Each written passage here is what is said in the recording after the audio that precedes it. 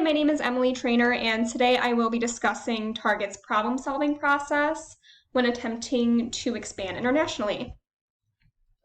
The first Target store was developed in 1962 when previous CEO John Geese had a vision to create a large discount retailer. In the 80s, Target quickly expanded throughout the United States, and by the end of 2009, the Target Corporation relied on many of its business activities in India to save a considerable amount of money. Target is a general merchandise retail store with the slogan, "Expect more, pay less." The large selection they offer in their stores is similar to another enormous corporation, Walmart, in which Target became the second largest retailer behind them after operating nearly 2,000 stores in 2013. As business was going well in the US, Target desired expansion and ultimately branched out into Canada in 2011.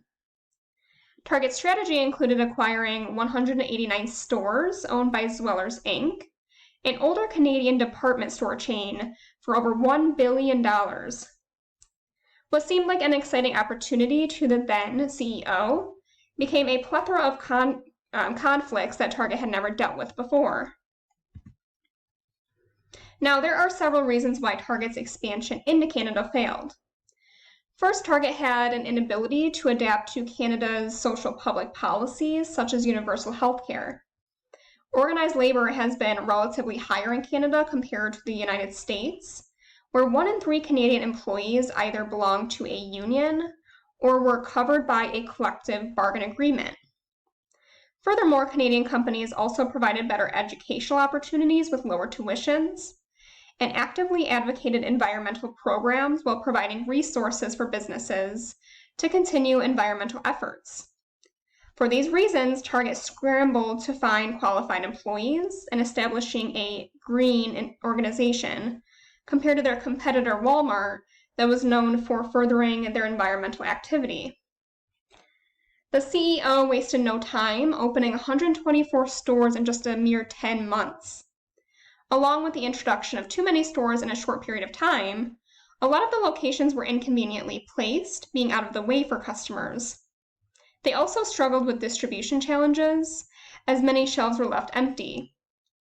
Canadians that were already familiar with the US Target also noticed that Target Canada's products differed from the US stores, and often the prices were higher comparing the stores as well. So good leadership involves having the ability to resolve problems and find solutions that best fit the needs of their organization.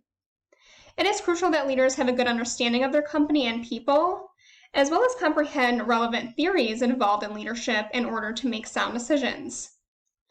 However, making the right decision can be difficult for complex situations. Oftentimes, when leaders fail to generate effective solutions, it is because there are several variables involved, and an optimal decision is not clear. Rather than observing problems all at once, a framework should be designed to analyze all possible solutions, not only to reduce stress, but to prevent certain biases as well. Ultimately, due to realizing that they were not going to be successful and make a profit for several years, Target decided to close all stores across the border.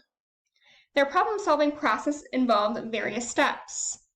So, step 1, problem definition. There are, again, several challenges involved in Target's stores after expansion into Canada. Target was not able to generate a profit, and it could not compete with stores such as Walmart. Step number 2, identifying the root cause. Target failed to understand Canadian customs, leading to distribution issues and a lack of a loyal customer base. Step 3, listing possible solutions. Target attempted to offer even larger discounts than its rival in order to lessen competition. Other solutions were observed and marketing strategies were enhanced. Step 4, identifying the possible solution that's the best solution. Although Target did a fantastic job at launching a multi-platform ad strategy, including TV, print, social media, and billboards, the corporation realized they bit off more than they could chew, and they would not recover from such loss. Step 5, implementation with proper time frame. Starting in 2015, they followed a weekly schedule, and Target began closing its stores, which lasted for nearly a month. And lastly, step 6, analyzing the results. Target, of course, highly desired international expansion and put a lot of hard work and dedication into the idea. However, execution was an area of trouble, which was illustrated in performance measures. After closure, Target maintained its success in the United States. When complex issues arise in an organization, leaders should have consistent plans in place to manage conflicts, such as including the establishment of new goals, improving policies and procedures, minimizing authority disputes, and altering communications. In order to alter certain processes and obtain a desired outcome, the decision maker must first understand the causes to that outcome, as well as the root causes of the problem itself. It seems that Target struggled in Canada because they did not fully research and understand Canadian culture and customs, and perhaps closed all stores by not fully grasping the root cause of the problem, which of course was lack of comprehension to what Canadians want. Other than being emotionally intelligent, a leader has a vital responsibility of situational awareness, where they should understand their organization deeply enough to anticipate problems, can manage their employees, and recognize issues that could occur at a later time. If Target focused on expanding their knowledge of cultural value and pleasing their consumers, a different problem-solving process could have allowed them to maintain business internationally. Now, Target may have lacked comprehension of Canada's culture and social norms, but it does not mean the corporation itself is a failure. Many companies are not successful when expanding internationally and or globally, as it is a very difficult task that requires many variables. Sometimes the right decision is to close stores that are not generating a profit. One key factor to address before expansion is collaboration.